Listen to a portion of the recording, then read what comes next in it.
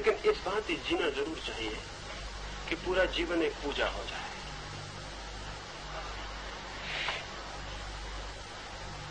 और हम बचते हैं पूरे जीवन को पूजा बनाने से, इसलिए एक कोने में पूजा कर लेते हैं और पूरे जीवन को पूजा के बाहर छोड़ देते हैं। वो हमारी तरकीब है। घर के एक कोने में छोटा सा मंदिर बना लेते हैं, पूरे घर को मंदिर बनाने से बच जाते हैं।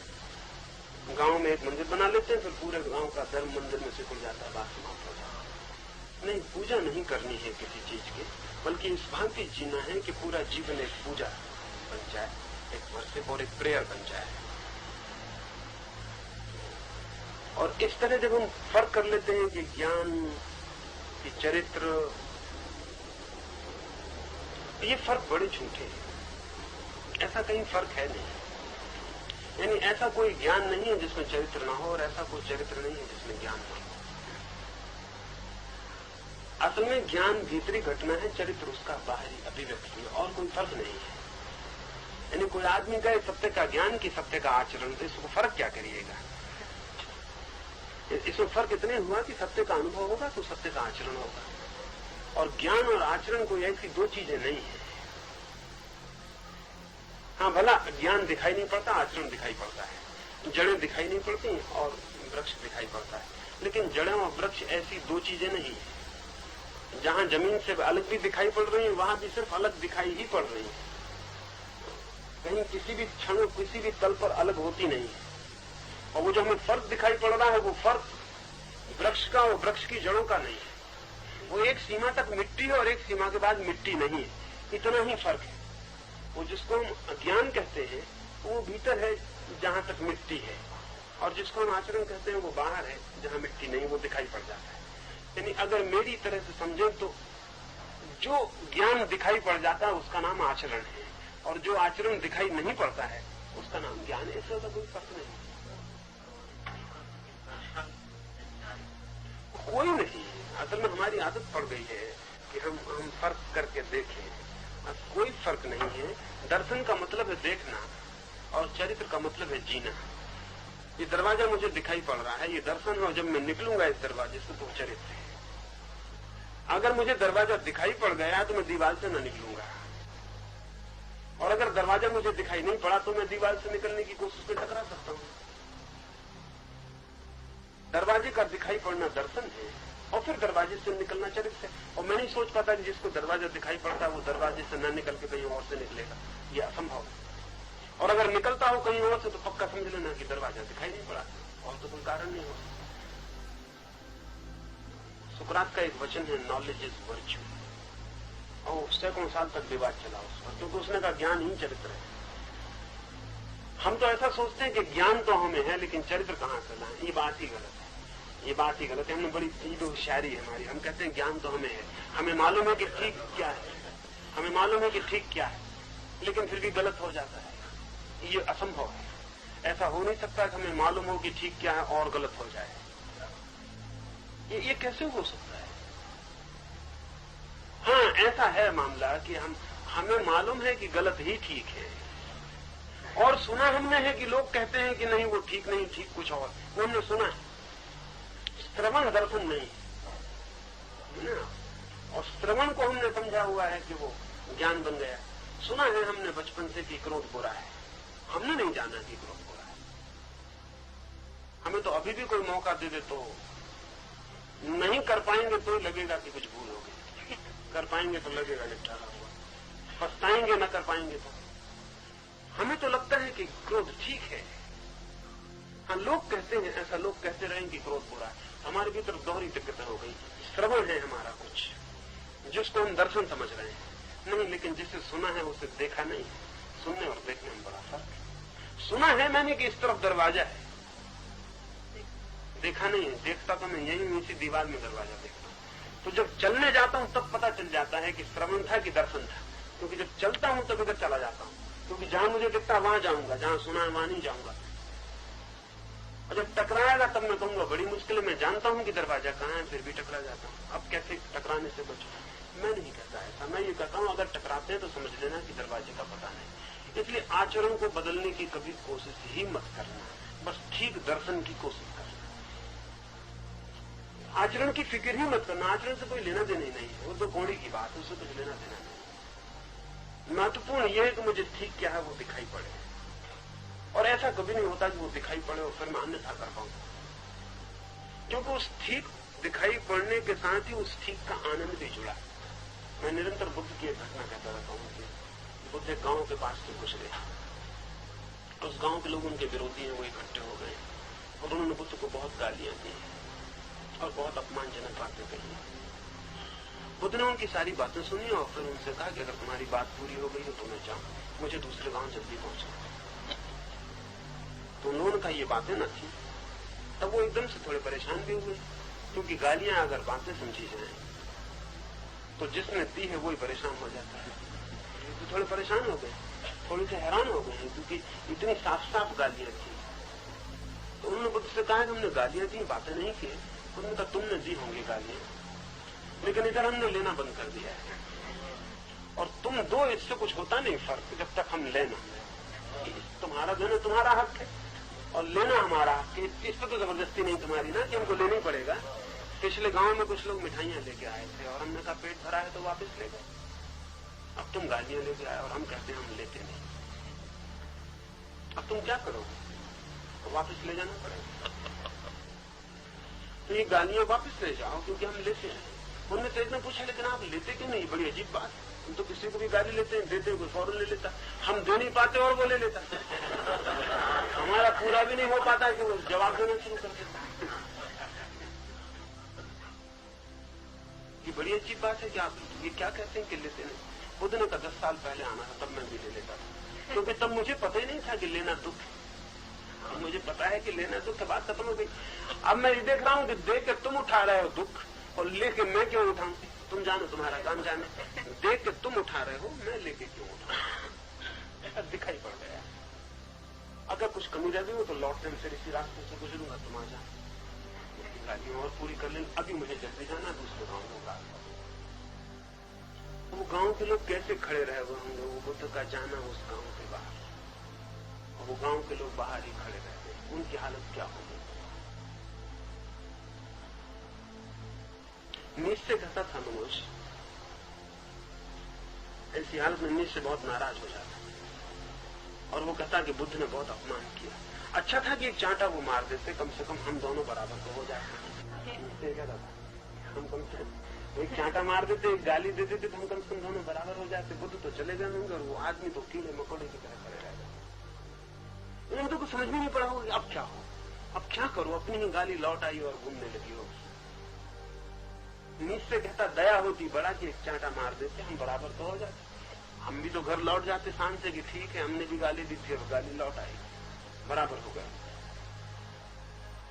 उसका मतलब है ना, वो ये कह रहा है कि नहीं ऐसा मत करो, ये बहुत क्रूरता है। वो बुद्ध से कह रहा है बहुत क्रूरता है। मेरी दृष्टि ये है कि हमें दिखाई पड़ जाए तो बात खत्म हो गई। फिर क्या परिणाम होता है ये सवाल नहीं, हम वैसा जिएंगे और हमें दिखाई पड़ता नहीं है बिल्कुल। और दर्शन शब्द बहुत साफ है, उसका सीधा मतलब देखना है। अंग्रेजी में बड़ी भूल हो रही है, अगर हम दर्शन को फिलॉसफी कहते हैं तो बड़ी गलती हो जाती है। फिलॉसफी का मतलब ही दर्शन नहीं है। फिलॉसफी का मतलब सोच विचार है और दर्शन का मतलब देखना है।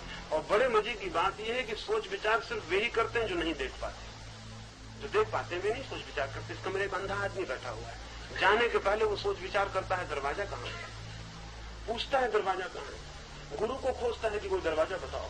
लेकिन जिसके पास आंख है, जो देखता है, न वो पूछता है, न वो गुरु खोजता और न वो सोचता। सोचता भी नहीं है, निकलना है तो निकल जाता। आप उससे पूछें कह रहे तुम दरवाजे से निकलो तो उसे ख्याल आता, अन्यथा दरवाजे का ख्याल भी नहीं आता कि दरवाजा, बस वो निकल जाता है, वो निकल जाता है। इसके लिए उसको ये भी नहीं सोचना पड़ता कि ये रहा दरवाजा और इधर से जाऊं तो पहुंच जाऊंगा दरवाजे पर। ये कुछ भी नहीं करना होता। जब उसे निकलना होता वो निकल जाता है, बस वो निकल जाता है। जब उसे आना होता वो आ जाता है। दरवाजा कहीं उसके विचार में बीच में आते ही नहीं, वो सिर्फ अंधेरे के विचार में आता है दरवाजा। बार बार सोचता है दरवाजा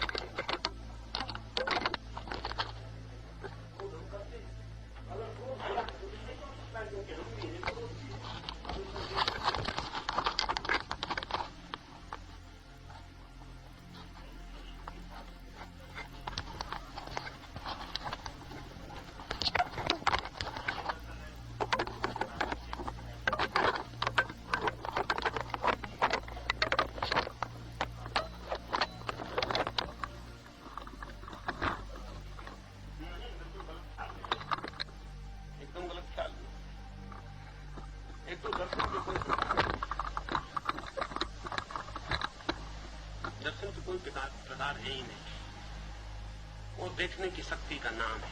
हाँ, उसके प्रयोग हो सकते हैं, जैसे कि मैं बगीचे में जाके फूल देखूं कि कांटे देखूं कि आकाश देखूं कि जमीन देखूं कि मकान के भीतर देखूं कि बाहर देखूं, इससे कोई देखने में फर्क नहीं पड़ता। सिर्फ दिशाएं भिन्न होती हैं और देखने के प्रयोग भिन्न होते हैं, एप्लीकेशंस भिन्न होते हैं। दो तीन तरह के दर्शन नहीं होते। दर्शन का तो मतलब है देखने की क्षमता। अब मैं कहां देखता हूं, ये बिल्कुल दूसरी बात है, ये मुझ पर निर्भर है।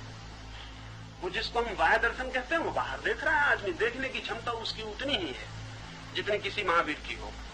फर्क इतना है कि वो बाहर की तरफ उपयोग कर रहा है, महावीर भीतर की तरफ उपयोग कर रहा है। ये उपयोग का फर्क है, ये दर्शन का फर्क नहीं है। मेरा आप तो सुने ना, मैं बाहर की तरफ देख रहा हूं अपनी खिड़की पे खड़े होकर, रात पीट करके अपने मकान के अंदर कमरे की तरफ देख रहे हैं, लेकिन देखने की क्षमता का कोई फर्क नहीं। सम्यक दर्शन का कुल इतना मतलब है कि भीतर की तरफ देखना है या बाहर की तरफ देखना है। और अगर ठीक से समझे तो उसको सम्यक दर्शन नहीं कहना चाहिए, जिसको भीतर की तरफ देखना कहते हैं। बाह्य दर्शन कहते हैं तो फिर अंतर दर्शन कहना चाहिए। और सम्यक दर्शन का मतलब यह है कि ऐसा आदमी जो दोनों तरफ जब चाहे तब देख सकता है, उसका जो ठीक मतलब होगा सम्यक दर्शन का मतलब ऐसा आदमी, एक आदमी ऐसा है जो कि फिक्स्ड हो गया है, जिसकी गर्दन अब पीछे की तरफ मुड़ती ही नहीं, वो बाहर ही देख सकता है, ये असम्यक दर्शन हुआ। दर्शन का एक उपयोग निश्चित हो गया। एक दूसरा आदमी जो भीतर ही देख सकता है, बाहर देख ही नहीं सकता, ये भी फिक्स्ड हो गया है, ये भी उतने ही उपद्रव में है जितना पहला आदमी। ये दोनों आधे आधे आदमी। सम्यक दर्शन का मतलब ऐसा आदमी जिसकी गर्दन लोचपूर्ण है, जो जब चाहे तब बाहर देखता, जब चाहे तब भीतर देखता। बाहर और भीतर में जिससे कठिनाई ही नहीं होती, जो कभी भी बाहर जाता कभी भी भीतर आता। मेरा मतलब सुना ना, एक तो जिसको हम कहते हैं संसारी, वो बाहर देखने वाला, जिसको हम कहते हैं सन्यासी, वो भीतर देखने वाला।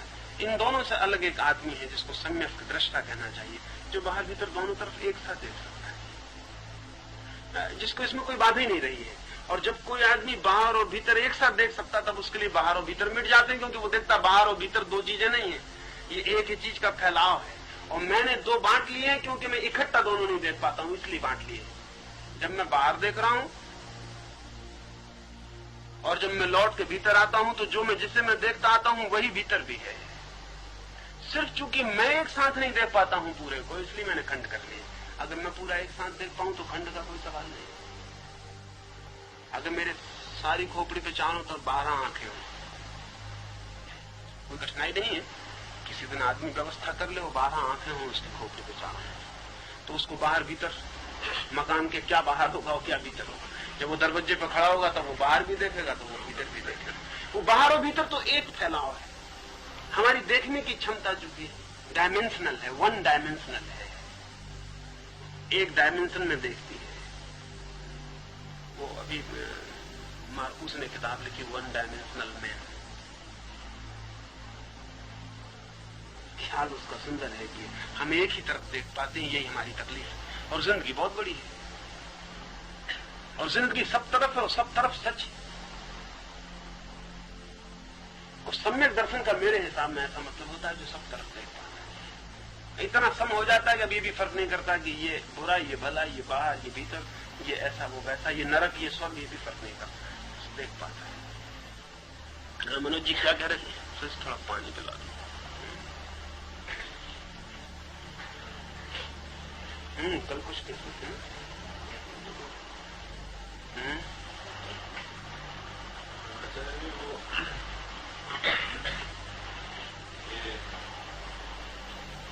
ब्राह्मण बैठा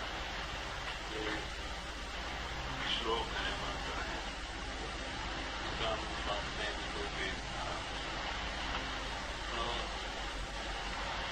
एक साइंस है, शायद ब्राह्मण जो जानता था सबके बारे में, जिसने बनाया, वो एक दिन मर गया। उसका बेटा था जिसको नमस्कार किया समझो कि ये कानून का बेटा है, तो उसको ब्राह्मण मान लिया लोगों ने।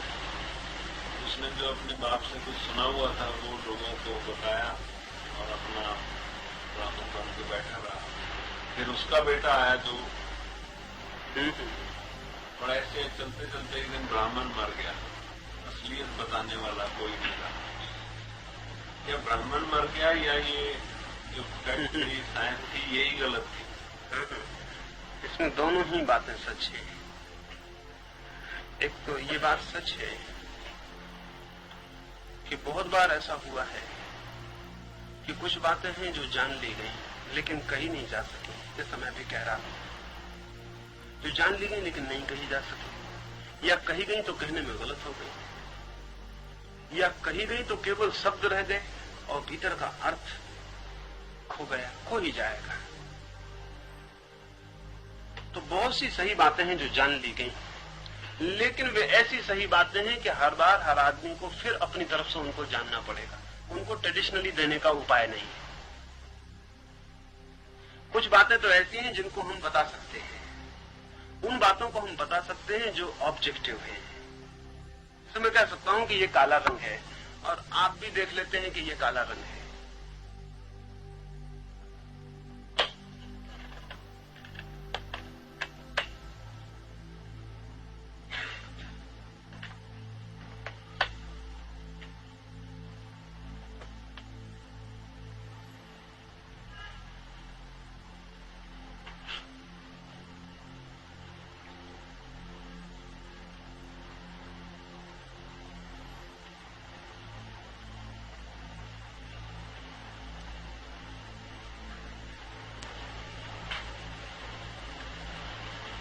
जिन चीजों को भी हम सामने रख के और सारे लोग ऑब्जर्व कर सकते हैं, उनके संबंध में प्रतीक काम कर जाते हैं। हम कहते हैं ये काला रंग है,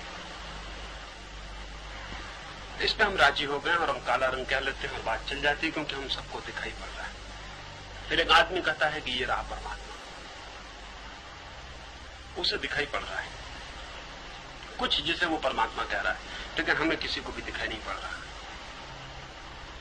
काले रंग में दो चीजें हैं, काला रंग ये शब्द भी सुनाई पड़ता है और ये काला रंग भी दिखाई पड़ता है। जब कोई कहता है ये रहा परमात्मा, तो सिर्फ काला रंग शब्द सुनाई पड़ता है और कोई दिखाई तो पड़ता नहीं कि ये रहा, शब्द ही रह जाता है। अभी रख दो, गड़बड़ न करो, सिर्फ शब्द ही रह जाता है। तो जहां तक धर्म का संबंध है, उसकी अनुभूतियां ऐसी हैं कि वो प्रत्येक बार प्रत्येक व्यक्ति को फिर से उपलब्ध करनी पड़ती है, उनको कोई शब्दों के द्वारा दे नहीं सकता।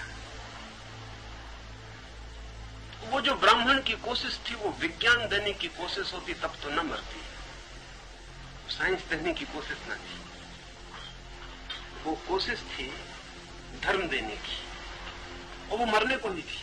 और ऐसा नहीं कि उस दिन मर गई और आज नहीं मरेगी, आज भी मरेगी। अगर मैं आपसे कुछ कह रहा हूं तो वो मेरे कहने के साथ ही मर जाने वाला है, और आप अगर उसे उपलब्ध करेंगे तो फिर से आपको ही करना पड़ेगा। उसका कोई उपाय नहीं, कोई दूसरा आपको ट्रांसफर कर सके। वो जो ब्राह्मण था वो ब्रह्मांड को जानने वाला नहीं था, वो ब्रह्म को जानने वाला था। और इन दोनों के फर्क को आप समझ लेना। ब्रह्मांड को जो जानता है वो तो विज्ञान है, वो ट्रांसफरेबल है, वो सिंबल से दिया जा सकता है, वो शास्त्र से दिया जा सकता है। इसलिए पश्चिम ने जो पैदा किया उसके मरने का उपाय नहीं, जब तक आदमी ना मर जाए। वो किसी वैज्ञानिक के मरने से कोई फर्क नहीं पड़ता, क्योंकि जो जाना गया वो वस्तुगत है। वो लेबोरेटरी में जाना गया, वो किसी एक आदमी ने नहीं जाना, वो 1000 लोगों ने जाना, 1000 लोग प्रयोग कर सकते हैं और कभी भी प्रयोग किया जा सकता है, वो दोहराया जा सकता है। जिसे हम ब्राह्मण कहते तो उसने उसे जाना था जो अनरिपीटेबल है और एक अर्थ में यूनिक है, और एक एक आदमी को अपनी तय ही जानना पड़ता है, कोई दूसरे का जाना नहीं जा सकता। ब्रह्म ज्ञान हो गया। हाँ, तो ये जो ब्रह्म का ज्ञान है, तो ये तो कभी भी परंपरा नहीं बनता है, इसे परंपरा बनाना ही भूल है। और विज्ञान जो है वो हमेशा परंपरा बनता है, उसे अगर आपने परंपरा न बनाया तो भूल हो जाएगी। यानी मैं बहुत उल्टी बात कहता हूं, मैं निरंतर ये कहता हूं कि विज्ञान के शास्त्र हो सकते हैं, धर्म का शास्त्र नहीं हो सकता। हालांकि होता है धर्म का शास्त्र। और मैं ये भी कहता हूं कि विज्ञान के गुरु हो सकते हैं, धर्म का गुरु नहीं हो सकता। हालांकि होते हैं धर्म गुरु, विज्ञान के गुरु का पता नहीं चलता, क्योंकि विज्ञान जो भी कह रहा है वो बिल्कुल ट्रांसफरेबल है, वो एक दूसरे को बताया जा सकता है, समझाया जा सकता है, लेबोरेटरी में प्रयोग किया जा सकता है।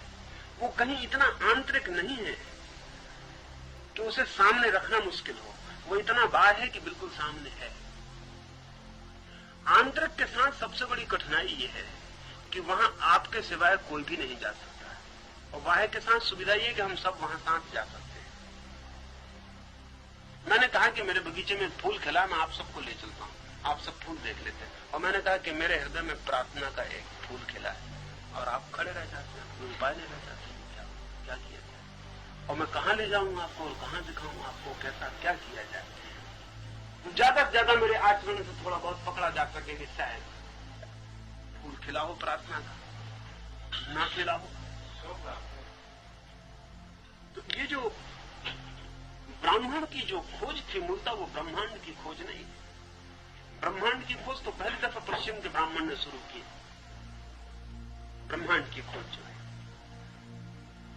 पूरब के ब्राह्मण ने तो ब्रह्म की खोज की है। और कहना मुश्किल है कि उसने कोई गलती की है ऐसी खोज करके। गलती हो गई उसको परंपरा बनाने में, वो परंपरा नहीं बन सकती। और पश्चिम की तो परंपरा बनेगी, वो स्वाभाविक है, उसमें कोई कठिनाई नहीं। दूसरी बात यह है कि वो जो जिन सूत्रों की आप बात करते हैं कि जैसा कि आइंस्टीन का सूत्र है या कोई और सूत्र है, ऐसे सूत्र धर्म के हैं ही नहीं, हो भी नहीं सकते। उसके भी बहुत कारण है, क्योंकि विज्ञान उस चीज के साथ श्रम कर रहा है जो एक अर्थ में जड़ है। जड़ से मेरा मतलब यह है कि वो करीब करीब वैसी ही रहती है जैसी है। पानी 1000 साल पहले भी 100 डिग्री पे गर्म होता था, चाहे हम जानते हो चाहे ना जानते हो। अब भी 100 डिग्री पे गर्म होता है, चाहे हम जाने चाहे ना जाने। पानी अपनी आदतें नहीं बदलता है। पानी एक अर्थों में जड़ है कि वो जैसा है वैसे रहता है। और धर्म का सारा संबंध उस चेतना से है जिसकी बदलाहट ही जिसका स्वभाव है। अगर न बदले तो वो जड़ हो जाए, इसकी बदलाहट ही स्वभाव है। तो 10,000 साल पहले आदमी के संबंध में जो सच था, जरूरी नहीं कि आज सच हो, और जरूरी नहीं कि जो आज सच है वो 10,000 साल बाद सच हो। उसकी चेतना रोज बदल रही है और रोज रोज नए आयामों में प्रवेश करती है और नए अर्थ खोज लेती है और नए जीने के ढंग खोज लेती है। तो ब्राह्मण की जो खोज है वो आदमी की चेतना के संबंध में है, और इसलिए पश्चिम आदमी की चेतना का विज्ञान नहीं बना पा रहा, क्योंकि बड़ी मुश्किल है। सबसे बड़ी मुश्किल तो यह है कि अनप्रेडिक्टेबल है, और विज्ञान बन ही नहीं सकता अगर प्रेडिक्शन ना हो सके। तो कोई मतलब ही नहीं है। अगर 2, 2, 4 हमेशा ना होते हो तो कोई मतलब नहीं रह जाता कि 2, 2 की मर्जी पे हो कि कभी वो 5 हो जाए और कभी 3 हो जाए, और कभी हम 2, 2 जोड़े वो एकदम 3 हो जाए, और कभी हम 2, 2 जोड़े वो एकदम 5 हो जाए। तो फिर गणित नहीं बनने वाला है। फिर गणित कैसे बनेगा? क्योंकि वो 2 और 2 का कोई फिक्स्ड नहीं रहा मामला। मनुष्य के साथ 2, 2 का जोड़ हमेशा 4 नहीं होता।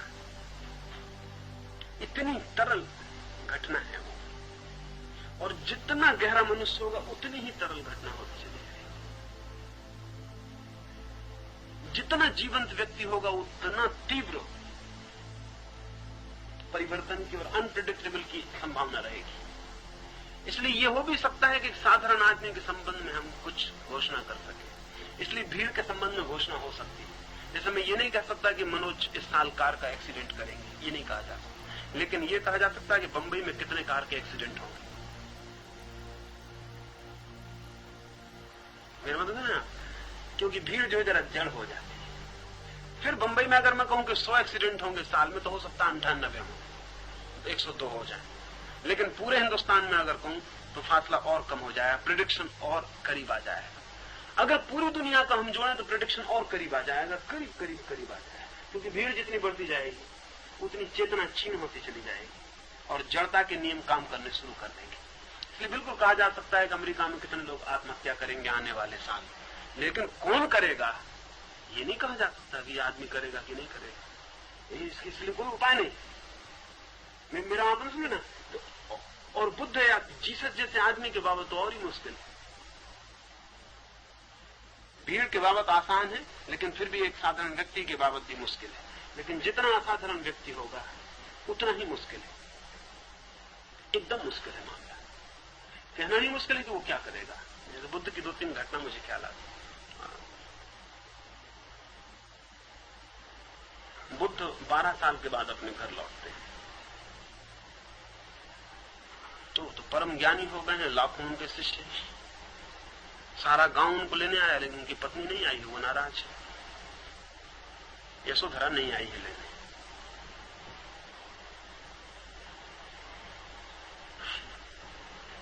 बुद्ध ने चारों तरफ देखा, यशोधरा मौजूद नहीं है।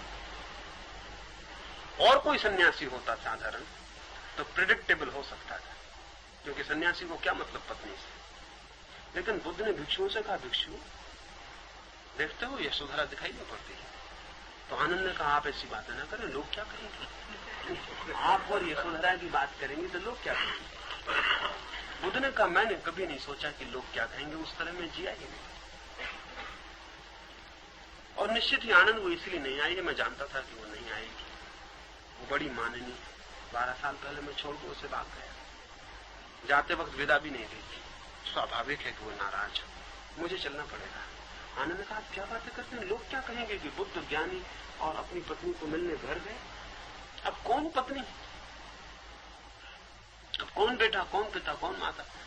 सन्यासी की तो अपनी भाषा है ना, और इसलिए सन्यासी प्रेडिक्टेबल हो सकता है। इससे क्या मतलब है, कैसी पत्नी, कैसी बात। आनंद ने कहा कि मैं तुम्हारे सूत्र से नहीं चलूंगा। माना कि मेरी कोई पत्नी नहीं, लेकिन उसका पति अभी भी है। मेरी तो कोई पत्नी नहीं रही, ये तो ठीक है, मगर उसका तो पति अभी भी है, और अपने पति से रूठ के वो अब भी बैठी है। आनंद ने कहा है कि लोग सदियों तक याद रखेंगे कि बुद्ध में थोड़ी भूल हो गई। बुद्ध ने कहा, ये चलेगा, इससे कुछ हर्जा नहीं होगा। इतना ही कहेंगे ना कि बुद्ध एक आदमी थे, भगवान होने का मेरा कोई दावा भी नहीं, मैं इधर चलता हूं। ये अनप्रेडिक्टेबिलिटी, ये साधारण सन्यासी ये नहीं करेगा। सन्यासी प्रेडिक्टेबल हो सकता है। स्वामी रामतीर्थ की पत्नी मिलने गई तो रामतीर्थ ने दरवाजा बंद कर लिया। सामने साथ एक मित्र ठहरे हुए थे उनके, पूर्ण सिंह। उन्होंने कहा, आप ये क्या करते हैं, वर्षों बाद पत्नी मिलने आती है, आप दरवाजा बंद करते, और अभी तक तो आप कहते थे सब में ब्रह्म है, आज इस पत्नी में ब्रह्म न रहा। दरवाजा खोलें या मैं भी जाता हूं। और अब तक मैंने आपको सैकड़ों स्त्रियों से मिलते देखा, कभी आपने कोई झिझक ना दिखाई। आज इस स्त्री से मिलने क्यों डरते हैं, क्या भय मन में पकड़ता है। और आप हैरान होंगे कि रामतीर्थ मुश्किल में पड़ गया, और रामतीर्थ ने उसी दिन गेरुए वस्त्र छोड़ दी। रामतीर्थ मरते वक्त गेरुए वस्त्र नहीं पहने हुए थे, उसके 6 महीने पहले पजामा कुर्ता पहन लिया था। वो उसी घटना से उनको कहा कि फिर ठीक ही कहते हो तुम, क्योंकि तो मेरा मतलब इसमें आना। और बुद्ध उस गए हैं घर, जब वो घर पहुंचे हैं तो दरवाजे पर अंदर गए हैं, तो आनंद उनका चचेरा भाई था, बड़ा भाई था, उम्र में ज्यादा था, रिश्ते में बड़ा था। तो जब उसने दीक्षा ली थी बुद्ध से, तो दीक्षा के पहले उसने उनसे एक शर्त ले ली थी, और वो शर्त ये थी कि दीक्षा के बाद तो मैं छोटा हो जाऊंगा, फिर तो मुझे आज्ञा माननी पड़ेगी। दीक्षा के पहले तक मैं तुम्हारा बड़ा भाई हूं, तो तुमसे एक शर्त ले लेता हूं जो कि बाद में लागू रहेगी। और वो शर्त ये थी कि मैं सदा सदा तुम्हारे साथ रहूंगा, तुम मुझे कहीं अलग ना कर सकोगे। यानी ये न कह सकोगे कि और कहीं जाकर लोगों को समझाओ, विहार करो, मैं तुम्हारे साथ ही रहूंगा। ये दीक्षा के पहले बड़े भाई की हैसियत से ये ले लेता हूं। फिर दीक्षित हो गया था तो वो उनके साथ ही था, वो उनके साथ ही चला अंदर महल के। बुद्ध ने उससे कहा, आनंद आज वो नियम न मानो, आज वो नियम छोड़ दो, क्योंकि यशोधरा बहुत नाराज होगी कि आज इतने दिन बाद आया हूं, फिर एक आदमी को साथ लेके आ गया। अगर उसको चिल्लाना हो, रोना हो, मुझे मारना हो, तो वो कुछ भी न कर पाएगी। आज ये नियम नहीं लागू होगा। ये जो आदमी है ना, तो आनंद के तो बिल्कुल भौचक्का खड़ा हो गया कि आप ये क्या बातें करते हैं, आप अपनी पत्नी से अकेले मिलना चाहते हैं। लगा कि निश्चित ही जो मैं कह रहा हूं कि जितना जीसस के बाबत ऐसे उल्लेख हैं जो बड़े हैरानी के, ऐसे लोगों के बाबत हम पक्का नहीं कर सकते कि कल सुबह वो क्या करेंगे या कल सुबह क्या करते हुए पाए जाएंगे, नहीं कहा जा सकता।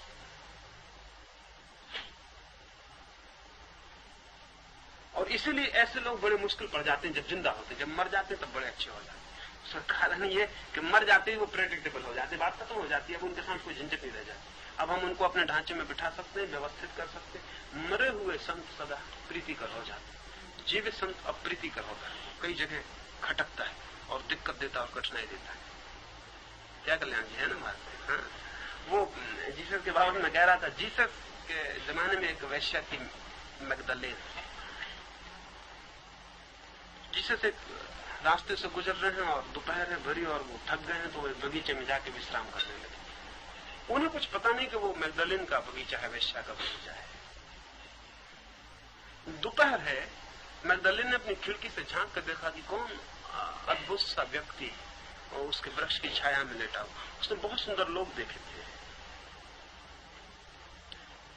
लेकिन जीसस के सौंदर्य की बात कुछ अलग थी।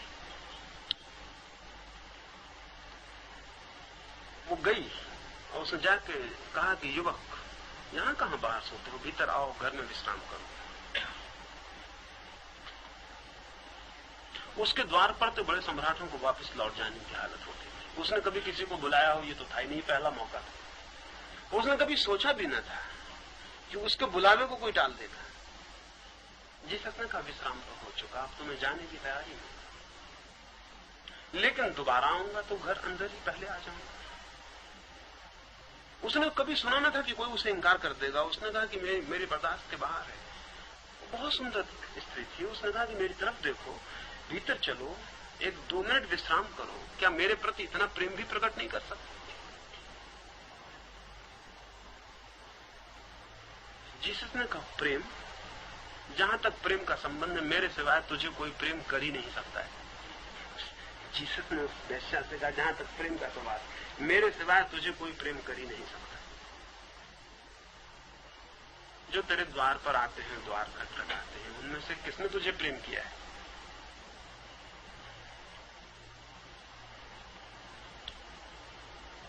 मैं ही तुझे प्रेम कर सकता हूं। और जब जीसस के शिष्यों को पता चला कि वेश्या से उन्होंने ऐसा कहा, तो बहुत नाराज हुए। उन्होंने कहा अभी क्या बातें करते हैं कि आपने वेश्या से कहा कि मैं ही प्रेम कर सकता हूं। जीसस ने कहा मैंने ठीक ही कहा है, मैं ही प्रेम कर सकता हूं।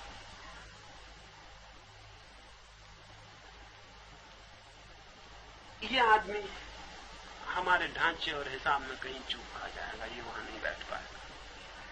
जितनी चेतना जीवंत होगी, उतनी ही विलक्षण और भविष्यवाणी के बाहर होती चली जाएगी। इसलिए हम परमात्मा के संबंध में कोई भविष्यवाणी नहीं कर सकते। कोई भी भविष्यवाणी नहीं कर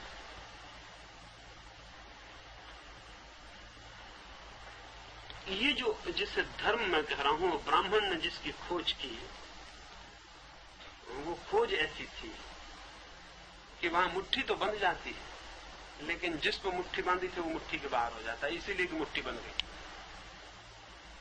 जैसे हवाओं को मुट्ठी में कोई बांधता हो, तो जब तक न बांधिए तब तक हवा मुट्ठी में होती है, और बांधिए कि मुट्ठी के बाहर होती है। तो जैसे हमने शब्दों में बांधने की कोशिश की, वो छिटक के बाहर हो गया जिसे हमने बांधा। सूत्र हैं, लेकिन वो सूत्रों का कोई मतलब नहीं है, और वे सूत्र कुछ निश्चित नहीं है। वे सूत्र रोज बदल जाते हैं।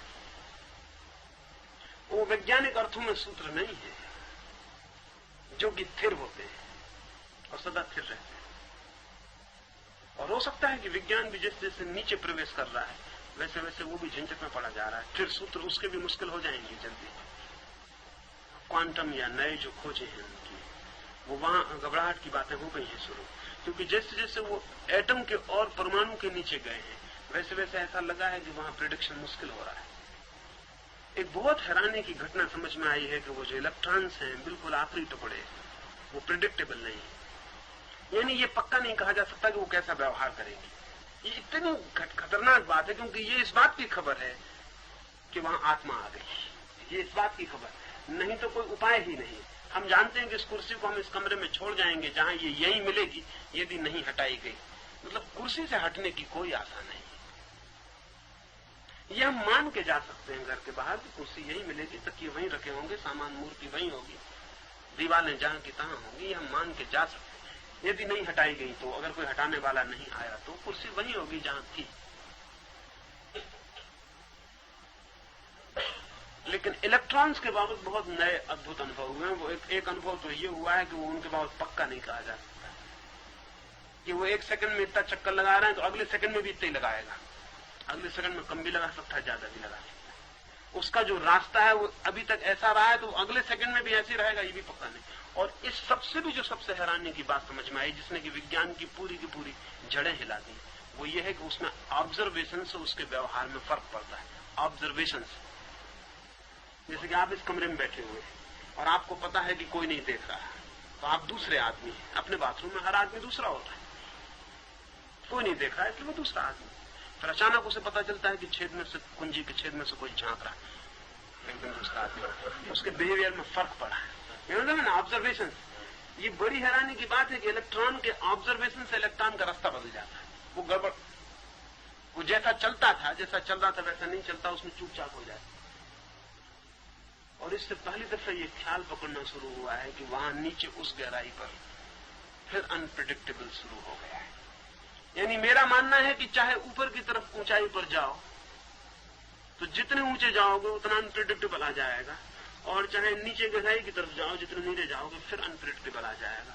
और इसलिए मेरी ये भी दृष्टि है कि आज नहीं कल अगर विज्ञान भीतर भीतर भीतर जाता है तो वो ब्रह्मांड से ब्रह्म की तरफ प्रवेश शुरू कर देगा, क्योंकि ब्रह्मांड के गहराई में ब्रह्म है। उसकी पूरी संभावना, क्योंकि वो मिस्ट्री उसको पकड़ में आने लगी और वहां कुछ वो चूक होने लगी है उसकी, जहां उसके पकड़ के बाहर है कुछ।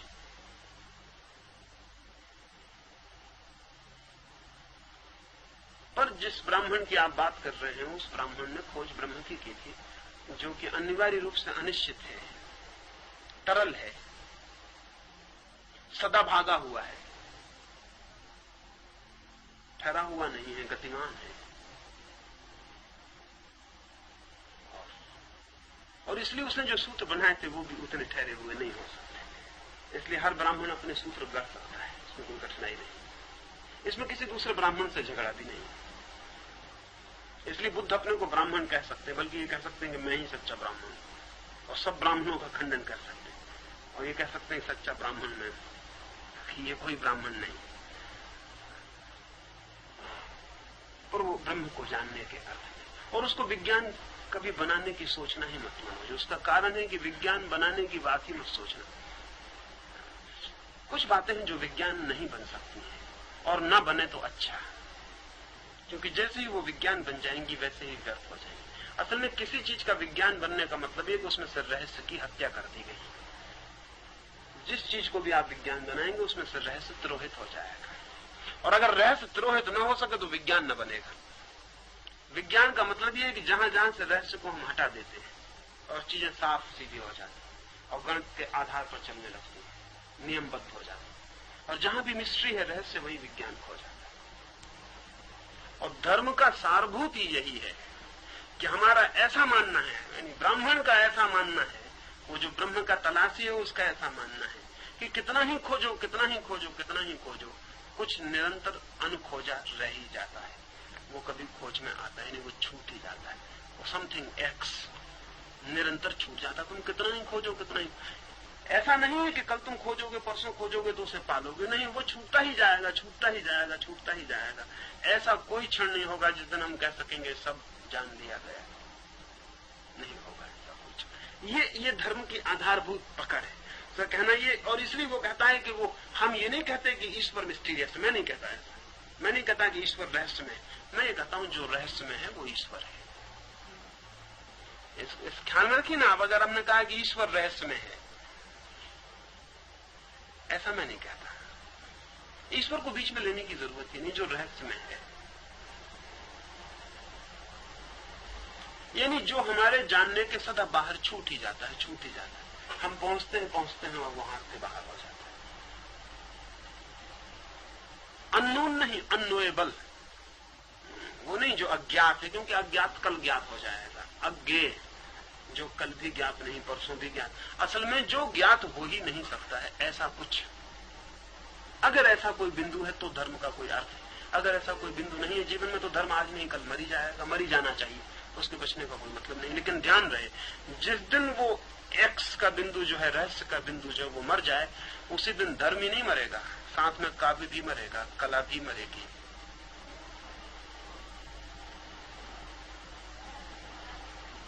वो साथ साथ मरेंगे, संगीत मरेगा, गीत मरेगा, वो सब साथ साथ मरेंगे। फूल मरेगा, सौंदर्य मरेगा, नीति मरेगी, वो सब साथ साथ मरेंगे। इधर मैं जितना इसकी तरफ देखता हूं उतने हैरान होता हूं कि इन सब के बेस में धर्म है। हालांकि आमतौर से धार्मिक आदमी इनका विरोध में खड़ा हुआ मालूम पड़ता है, वो काव्य के, कला के, साहित्य के विरोध में मालूम पड़ता है। ऊंचाई खत्म हो जाएगी, उसकी जो एक ऊंचाई है वो खत्म हो किसकी? जब हम जान लेंगे सब कुछ। हाँ, हम जान जाएंगे सब कुछ, और जानने को कुछ न रह जाएगा तो सिवाय आत्मघात करने के कुछ भी नहीं बचता है, कुछ करने को नहीं बचता है। पश्चिम में जो इतने जोर से आत्मघात है, उसके एक कारणों में मैं ये मानता हूं कि पश्चिम में रहस्य का बोध छीन हुआ है। जो रहस्य का बोध है ना जीवन का, अगर वो छीन हो जाए तो मरने के सिवा बचता क्या है, करने को क्या बच जाता है? इसको हम जरा सोचें कि हमने सब जान लिया जो जाना जा सकता था, फिर कल क्या है? कल सुबह उठ के क्या करना है? एकदम सब ठप हो जाता है, बात खत्म हो जाती है, यात्रा बंद हो जाती है। धर्म का कहना यह है कि नहीं कुछ खत्म होता, कुछ शेष रह जाता, भला आप पकड़ पाए, खोज पाए, न खोज पाए, कुछ शेष रह जाता जो हमेशा जानने योग्य। ये जो ब्राह्मण की खोज थी, मिस्टीरियस की, रहस्य की, वो विज्ञान की खोज नहीं, उनकी खोज में बुनियादी भेद। विज्ञान की खोज है कि मिस्ट्री को खत्म करेंगे, रहस्य को न रहने देंगे। रहस्य है ही नहीं, सिर्फ हमारा अज्ञान का नाम रहस्य। विज्ञान की भाषा में इग्नोरेंस का मतलब मिस्ट्री। हम नहीं जानते इसलिए रहस्य मालूम हो रहा, बाकी रहस्य है नहीं। जान लेंगे और सब खत्म हो जाएगा। यानी विज्ञान ये कह रहा है आपको फूल सुंदर मालूम हो रहा, वो सिर्फ इसलिए मालूम हो रहा है, आपको उसका केमिकल कैसे बना है ये आपको पता नहीं है, आपको पता हो जाएगा। आचार्य जी आइंस्टाइन कहता है कि आंसर कोई है नहीं। हाँ, बिल्कुल कहता है।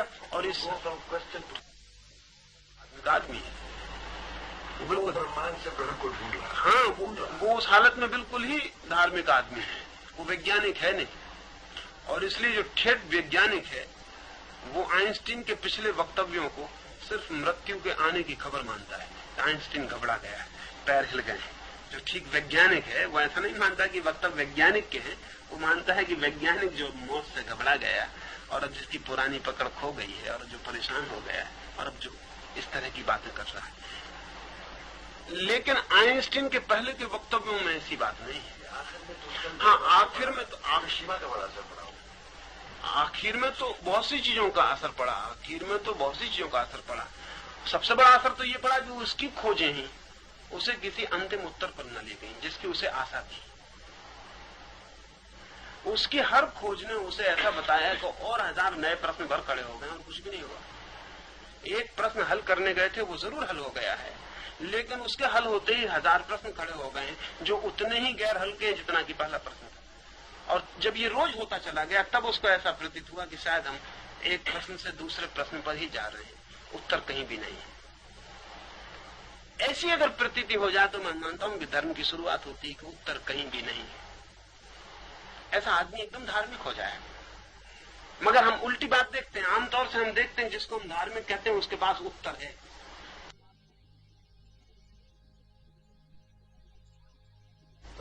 हाँ, सवाल शायद ना हो, आप उसके पास जाइए तो वो बता देगा कि हाँ, ब्रह्म है, ईश्वर है, आत्मा है, पुनर्जन्म है, पता सब उत्तर है उसके पास। तो मैं कहता हूँ वो धार्मिक आदमी नहीं, क्योंकि अगर उत्तर है तो वो वैज्ञानिक हो सकता है। उत्तर है उसके पास जिसके पास रहस्य नहीं रहा। अगर रहस्य है तो धार्मिक आदमी हेजिटेट करेगा, झिझकेगा, विनोदी भाषा में बोलेगा, यानी इधर हाँ भी कहेगा इधर ना भी कहेगा, ना नहीं कहेगा ना ये, बल्कि इधर हाँ कहेगा इधर फौरन ना कहेगा, दोनों एक साथ कह लेगा ताकि कुछ चीज ना हो, क्योंकि वो बहुत हेजिटेट कर रहा है, बहुत मुश्किल में। कुछ चीजें साथ एक मैं घटना बुद्ध की कहता हूँ कि बुद्ध एक गांव में गए, एक आदमी मिला है। उस आदमी ने बुद्ध से कहा कि मैं ईश्वर को नहीं मानता हूँ, आपका क्या ख्याल? बुद्ध ने कहा ईश्वर को नहीं मानते, ईश्वर ही है और तो कुछ है ही। क्या कहते हो ईश्वर को नहीं मानते? ईश्वर ही है और तो कुछ है ही। चौंक के देखा भी बुद्ध क्या, भीड़-भाड़ बढ़ गई थी। तो पहले एक और आदमी आया और उसने कहा कि मैं आज तक ईश्वर को मानता हूँ। बुद्ध ने कहा पागल होगा, ईश्वर को बहुत खोजा कर है ही नहीं, ईश्वर है ही नहीं। और घबरा गया गया तो उसने दोनों उत्तर सुन लिए। सांझ एक तीसरा आदमी आया और उसने बुद्ध से पूछा कि ईश्वर के संबंध में कुछ कहिए। मुझे कुछ पता नहीं। तो बुद्ध ने कहा तुझे भी पता नहीं, मुझे भी पता नहीं, हम चुप ही रहे तो हर्ज है, हम चुप ही बैठे तो कोई हर्ज है। रात जब वो सोने लगे तो आनंद ने कहा कि सो मत जाइए, पहले मैं मुश्किल में पड़ गया हूँ, मेरा दिमाग खराब हो जाएगा। सुबह आपने कहा नहीं, दोपहर आप कहते हैं, सांझ आप कहते हैं कि कुछ भी पता नहीं, अपन दोनों चुप बैठे तो कोई हर्ज है। तो बुद्ध ने कहा कि वो उत्तर तेरे को दिए किसने? तूने लिए? तो जिसको दिए गए थे उसकी बात थी, तुझसे क्या लेना था? उसने कहा लेकिन ये तीनों उत्तर बिल्कुल विरोधी है। तो मेरे तीनों उत्तरों का एक ही मतलब। मैं पहले आदमी को भी हेजिटेशन में डालना चाहता था, बड़ा काक्ष्य और पक्का था, ईश्वर नहीं, उसमें थोड़ा हिलाना चाहता था। वो आदमी वैज्ञानिक हो गया था, धार्मिक नहीं रहा, पक्का हो गया, सर्टेनिटी आ गई। वो दूसरा आदमी भी पक्का था, वो कहता था ईश्वर है, चुप गया था मामला। क्योंकि वो जो मामला तो वो है जहां रहस्य है, उसको मैं हिला दिया था, थोड़ा धक्का दिया कि शायद हिल जाए। मेरे उत्तर की तो फिक्र मत कर। मैं जो कर रहा था वो एक ही काम कर रहा था, सुबह भी दोपहर भी। और सांझ एक बढ़िया आदमी आया था, उसको कोई भी उत्तर देना खतरनाक था, क्योंकि उसको बुद्ध का उत्तर समझ के पकड़ लेता और निश्चित हो जाता।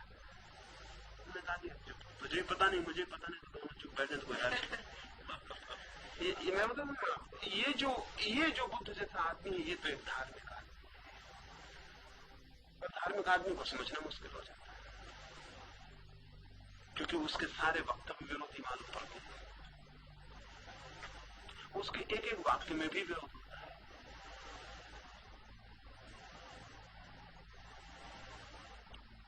और सारे विरोध का कारण इतना है कि उसे रहस्य का बोध हो रहा है। और रहस्य के बोध का आप ख्याल करते हैं,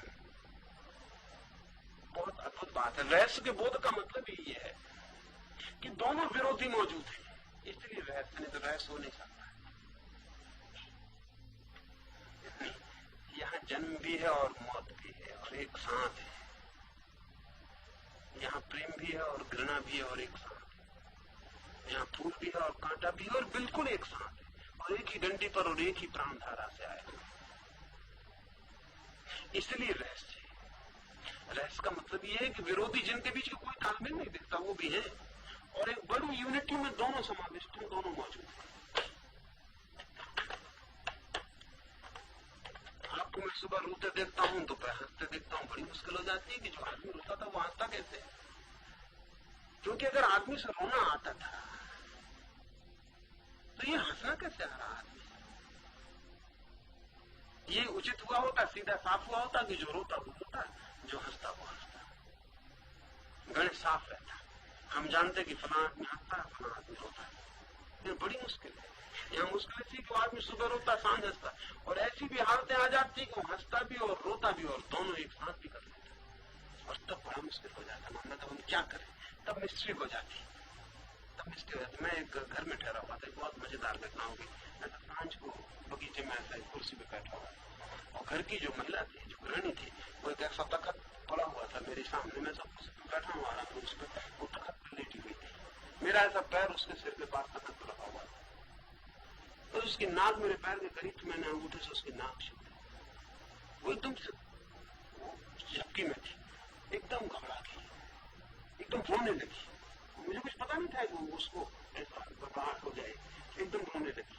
और जब मैं उसको, तो सब इकट्ठे घर के लोग हो गए, और जब मैं उसको कहा कि इतनी घबरा मत, हुआ क्या? मैंने सिर्फ अंगूठा, तो वो हंसने भी लगी, उसको समझ में भी आ गया कि सिर्फ मैंने उसकी नाक में अंगूठा लगाया।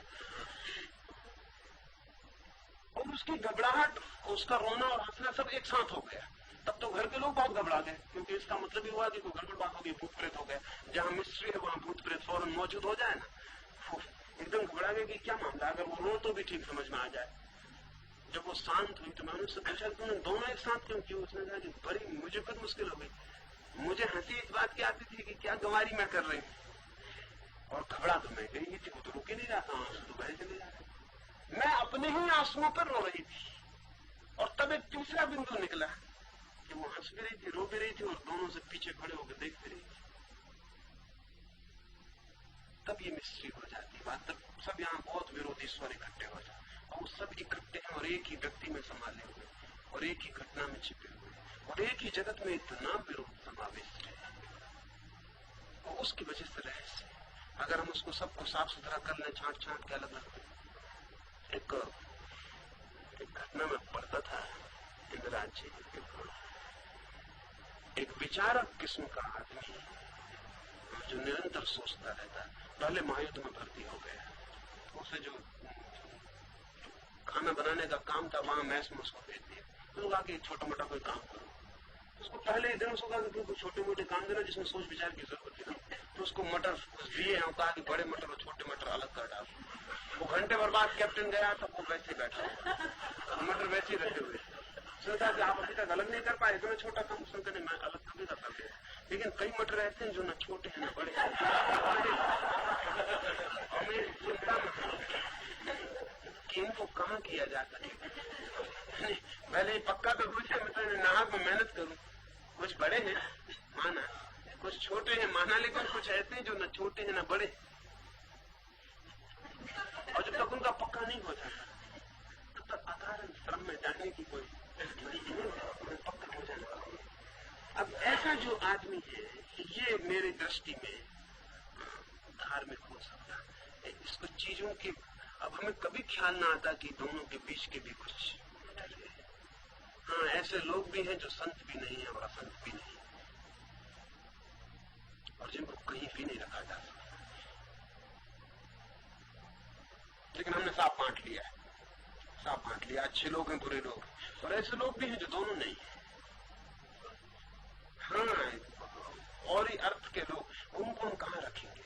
वो मिस्ट्री, और वो मिस्ट्री निरंतर सब तरफ है। कुछ है जिसको हम सौंदर्य कह देते हैं, कुछ को जिसको कुरूपता कह देते हैं, लेकिन कुछ है जिसको क्या कहें, वो दोनों नहीं। हम कहीं बांट देते हैं अपने हिसाब से, लेकिन वो दोनों नहीं। या कोई अच्छे भी है, हाँ, वो भी पूरी संभावना है, वही भी पूरी संभावना है। असल में कोई आदमी बिल्कुल अच्छा ही नहीं ना बिल्कुल बुरा है। और इन सब चीजों का इतने विरोध की जो मल्टीप्लिसिटी है, उसका जो इकट्ठा होना है और एक ही तत्व में अस्तित्व में होना है, वो उसका रहस्य है। इसका अगर बोध हो तो हम गणित से पार चले जाते हैं। फिर हम जोड़ नहीं लगाते, क्योंकि जोड़ लगाने को नहीं बनता। क्योंकि कुछ है जो जोड़ में आते ही नहीं, फिर जोड़ बेमानी हो जाता है। और ऐसे रहस्य के बोध की खोज में है ब्राह्मण। उसने जो सूत्र बनाए हैं वो ऐसे सूत्र नहीं है जैसा कि गणित के सूत्र है, साइंस के सूत्र है, वो अलग ही सूत्र है। उसकी बात को विज्ञान भी कहना ठीक नहीं है। बहुत और बात है, बहुत ही और बात है। उपनिषदों में बहुत अद्भुत बात की है उन्होंने। जिसे हम आज विज्ञान कहते हैं उसको अविद्या कहते हैं। अविद्या, अविद्या का मतलब अज्ञान नहीं। विद्या और अविद्या, विद्या का मतलब है उस तरफ ले जाए जो सच में है, अविद्या का मतलब है उस तरफ ले जाए जो है नहीं लेकिन प्रतीत होता है कि है। अविद्या का मतलब अज्ञान नहीं है। अविद्या का इतना ही मतलब है ऐसा ज्ञान जो उस तरफ ले जाए जो सच में नहीं है और लेकिन प्रतीत होता है कि है। उसकी जो छानबीन है वो खोज। अगर विज्ञान का, साइंस का ठीक अनुवाद करना हो तो विज्ञान नहीं करना चाहिए, उसका अनुवाद अविद्या ही करना चाहिए। क्योंकि विज्ञान का और ही मतलब है, इस देश के चिंतन में विज्ञान का और ही मतलब, उसका मतलब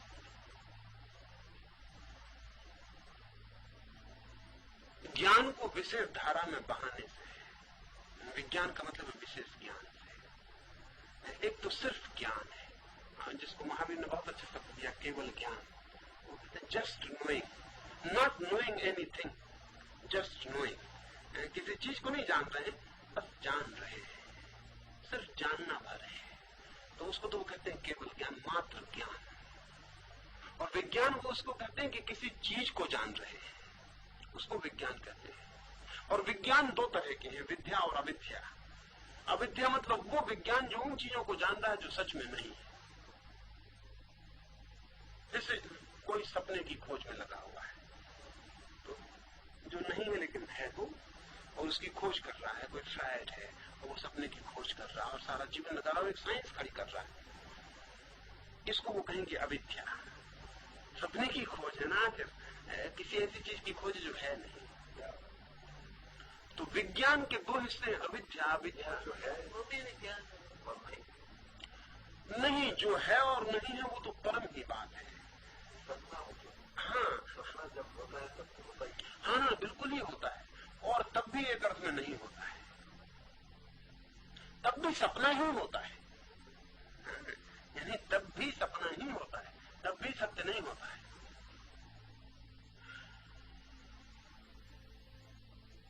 हाँ, प्रतीत हमें होता है कि सत्य है, कभी हो भी जाता है। मेल खा सकता है कभी। हाँ, कभी मेल खा सकता है, कभी मेल खा सकता है, कभी किसी सत्य से मेल खा सकता है। सपना कभी सत्य नहीं होता, किसी सत्य से मेल खा सकता है। और जिसको हम सत्य कहते हैं उसको तो, जिसको मैं बात कर रहा हूँ, जिसको हम सत्य कहते हैं उस हिसाब में तो वो भी सत्य नहीं, सिर्फ जागा हुआ सपना है। जिसको मैं कह रहा हूँ ना, जिसको सत्य में हमारे दो तरह के सपने, एक रात के सपने जब हम सो के देखते हैं और एक दिन के सपने जब हम जाग के देखते हैं। इसलिए जागे हुए सपने रात को खत्म हो जाते हैं, सोए में पता नहीं रह जाता उनका, और दिन में जी हाँ, दिन के भी सपने हैं आपके।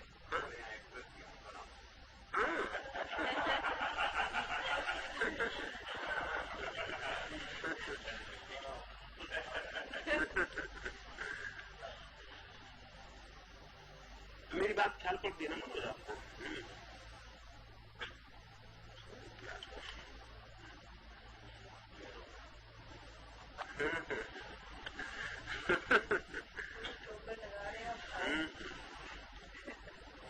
ये बात तो बहुत बढ़िया लिखी आपने, इसमें जरूर इस पर हम भी कुछ लिखेंगे ही। एक बात है, असल में जब तक हम आगे जाते रहेंगे और पीछे जाते रहेंगे, कोई ठोकर लगा सकता है पीछे जाने वाले की और कोई ठोकर लगा सकता है आगे जाने वाले की। लेकिन एक ऐसी जगह भी जहां हम आगे जाते न पीछे जाते, जहां हम वहीं रह जाते, बात करनी चाहिए जो हमें वहीं छोड़ जाए, जहां हमें न आगे ले जाए न पीछे ले जाए। क्योंकि जिसे हम अभी आगे कहेंगे वो कल पीछे हो जाएगा। कल इसको आगे कहा था ना, जहां जो आज पीछे हो जा रहा है। लेकिन एक कोई जगह है जहां हम हैं। हाँ हाँ हाँ, खास बात बोलते हैं। हाँ, वो जब कहते हैं पिछले जमाने के लोग, उसका मतलब होता है हाँ, पिछले जमाने के लोग। हाँ, तो ठीक कहते हैं, कह सकते हैं बिल्कुल। क्योंकि अगले या पिछले हमारे उपयोग पर निर्भर करते हैं, हम किस तरफ से देखना शुरू करते हैं, उसमें कोई कठिनाई नहीं है। यानी हमारी ये सारी की सारी पूर्व कहते हैं, पश्चिम कहते हैं, ऊपर कहते हैं, नीचे कहते हैं, ये सब काम चलाऊ बातें हैं। और कहाँ हम खड़े हैं इस पर निर्भर होती है, और हमने कौन सी भाषा पकड़ के तय कर लिया है।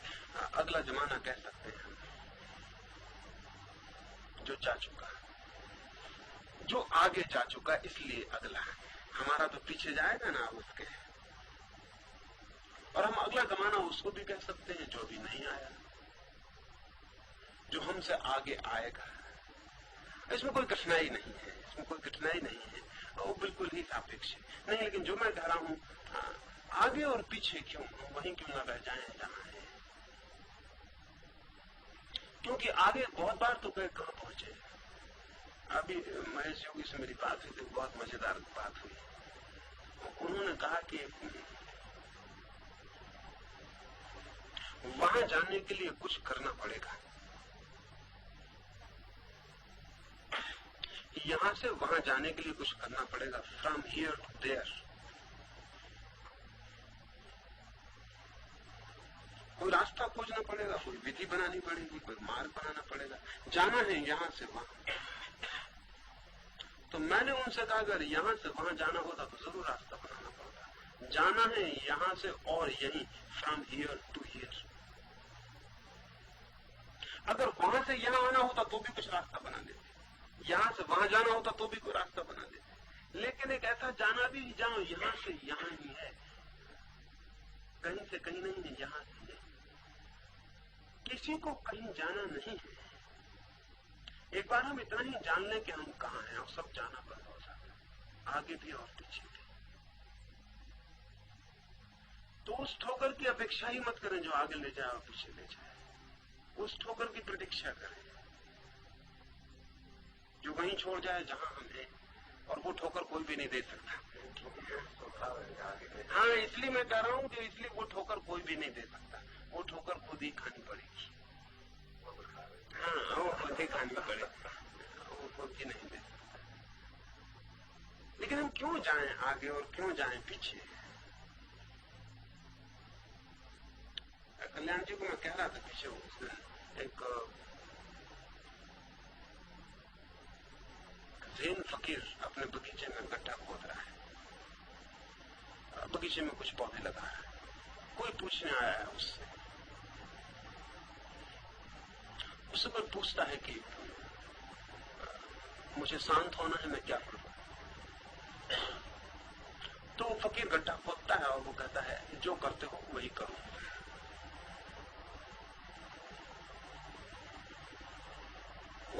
वो कहता है शायद आप काम में हैं इसलिए आप बेमन से कुछ जवाब दिए दे रहे हैं। तो फकीर कहता है अगर समझ में ना आया हो तो बैठ के देखो कि मैं क्या कर रहा हूँ। तो आदमी थोड़ी देर बैठ जाता है, वो गड्ढा खोद रहा है, पसीना बह रहा है, धूप है, वो गड्ढा खोद रहा है। तो आदमी कहता काफी देर हो गई देखते देखते आप गड्ढा खोद रहे हैं, लेकिन मैं कुछ और पूछने आया हूँ, मैं ये पूछने आया हूँ कि मैं शांत कैसे हो जाऊं। तो फकीर कहता है कि मैं सिर्फ गड्ढा ही खोद रहा हूँ और बिल्कुल शांत हूँ। अगर मैं गड्ढा भी खोदूं और कुछ और भी करूं तो अशांत हो जाऊंगा। मैं सिर्फ गड्ढा ही खोद रहा हूं, अशांति का कोई उपाय नहीं कि मैं गड्ढा खोद रहा हूं और मैं कुछ भी नहीं कर रहा हूं। तो तुम भी जो करते हो वो करो। बाद में कहता फिर भी कुछ जीवनचर्या बता दें कि आप, ताकि वैसे मैं करूं। तो वगैरह कहता जब मुझे नींद आती तब मैं सो जाता, अपनी तरफ से मैं कभी नहीं सोया। जब नींद आती सो जाता, और जब नींद खुलती उठाता हूं, अपनी तरफ से मैं कभी नहीं उठा। और जब भूख लगती मैं मांगने चला जाता हूं, अपनी तरफ से मैंने कभी नहीं खाया। जब भूख नहीं लगती तो मैं नहीं खाता। और सांस भीतर आती तो भीतर आने देता हूं, बाहर जाती तो बाहर। और मेरी कोई चर्या नहीं है और मैं बड़ा शांत। और अगर तुम्हें भी शांत होना है ऐसा, वो आदमी कहता है ये तो हम भी सब करते हैं कि जब सोते हैं सो जाते हैं, जब खाते हैं खा लेते, इसमें आप कौन सी नई बात कर रहे हैं? उसने कहा तो फिर तुम जाओ और जरा गौर से देखना कि जब तुम सोते हो तब तुम सोते ही हो कि और भी बहुत कुछ करते हो। और गौर से देखना जब तुम खाते हो तो सिर्फ खाते ही हो या और बहुत कुछ भी करते हो। तो उस फकीर ने कहा कि मैंने तो ऐसा आदमी नहीं देखा जो सिर्फ खाता हो और सिर्फ खाता ही हो। आदमी खाता है और कहीं और कुछ भी करता रहता है। और उस फकीर ने जाते वक्त कहा हमने जितना ही जाना जो है वही है, जहां है वही है, जैसे है वही है, और हमें न कहीं जाना है और न कहीं न पहुंचना है। तो मेरी दृष्टि में परम साधना का यही अर्थ है और परम शांति का यही अर्थ है हम जाएं और जुड़े, उसमें हम पूरे राजी हो जाए, ना आगे जाए ना पीछे जाए। क्योंकि पीछे जाएंगे तो भी कोई मतलब नहीं, आगे जाएंगे तो भी मतलब नहीं। क्योंकि पीछे और आगे हम जाएंगे तो किससे पीछे जाएंगे, किससे आगे जाएंगे? अपनी ही जगह से हटते रहेंगे ना, अपनी जगह से हटते रहेंगे। घड़ी का पेंडुलम है, इधर से बाएं से दाएं चला जाता, तो दाएं से बाएं चला, फिर दाएं से बाएं चला। और बड़े मजे की बात, जब वो बाएं जाता है तब हमें दिखता है कि बाएं जा रहा है, लेकिन बाएं जाते वक्त वो दाएं जाने की ताकत इकट्ठी कर रहा है, मोमेंटम इकट्ठा कर रहा है, उल्टा जाने का। जा रहा है बाएं, ताकत इकट्ठी कर रहा है दाएं जाने की। फिर वो दाएं जा रहा है तब हम समझते हैं दाएं जा रहा है, तब वो बाएं जाने की ताकत इकट्ठी कर रहा है।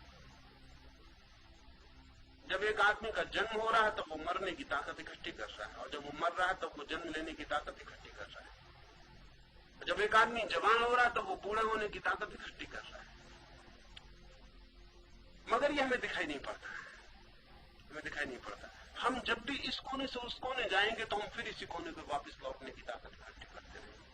इसलिए कहीं ना जाए, जहां है वहीं रह जाए, और ऐसा सोचें कि पत्थर वहीं रह गया जहां, और वहीं है वहीं है वहीं है, और कहीं नहीं जाता, ना आगे जाता ना पीछे।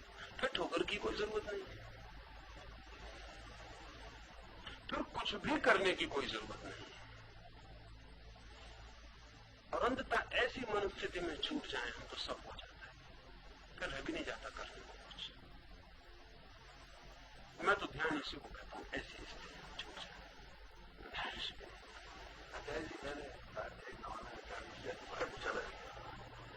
असल में ये जो मैं कह रहा हूं ये सतोरी का मतलब है। ये जो मैं कह रहा हूं नहीं, जिसमें विकमिंग नहीं है, विकमिंग नहीं है, जिसमें कुछ होने की दौड़ नहीं, जो है जिसमें कुछ भी होने की दौड़ नहीं है, जो है जिसमें जो है उसकी निंदा नहीं है और जो नहीं है उसकी आकांक्षा नहीं है, जो है ऐसी स्थिति का नाम सतोरी है। ऐसी स्थिति में जो एक्सप्लोजन आता है उसका नाम सतोरी है। समाधि से बहुत अलग बात है। समाधि शब्द से होना तो समाधि का भी यही अर्थ चाहिए। मैं तो यही अर्थ करता हूं, मैं तो समाधि का यही अर्थ करता हूं। समाधि शब्द का मतलब होता है समाधान। उसका मतलब है कि अब कुछ ना बचा करने को, कुछ ना बचा पाने को, कुछ ना बचा जाने को। समाधान का मतलब होता है अगर कुछ भी बचा करने को, कुछ भी बचा जाने को, तभी समाधान नहीं, अभी असमाधान है। तो समाधि का मतलब, समाधि का एक दूसरा मतलब होता है मृत्यु। वो भी वही मतलब है, इसलिए हम कब्र को भी समाधि कहते हैं, उसका भी वही मतलब है।